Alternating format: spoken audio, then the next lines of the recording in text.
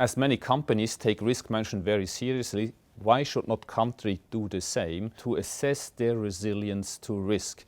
So to have a risk management framework per country, I think is a prerequisite to really early on identify risks, address them, even on a cross-country, regional, or perhaps also on a global scale.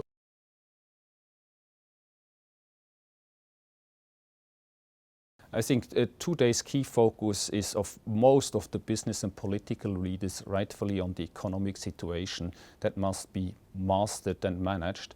But underneath we see fundamental changes in the overall environment, and climate change is just one of those topics that will get increasingly important. What we see, obviously with growing economy, in particular emerging markets, we see more and more a wealthy population, also more moving, for example, closer to coastal areas, exactly those areas that will be more affected by natural disasters.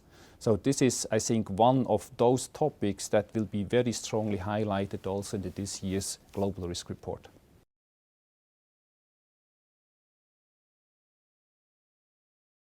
The Global Risk Report, I think, is a great tool and a great analysis to highlight somewhat of the interconnectivity of these various risk types.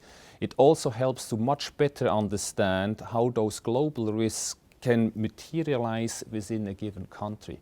It's a huge difference when you take a country in Latin America compared to a country in Europe or to a country in Africa. So each country has its own, I think, constituencies, its own key challenges, and the report helps clearly to better understand not only the global risks, but also how they could translate into a country risk perspective.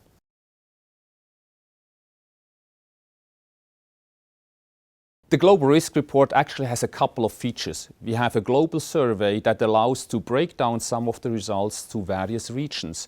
But we have also built up a great network of individual companies, some top-notch universities that are working together.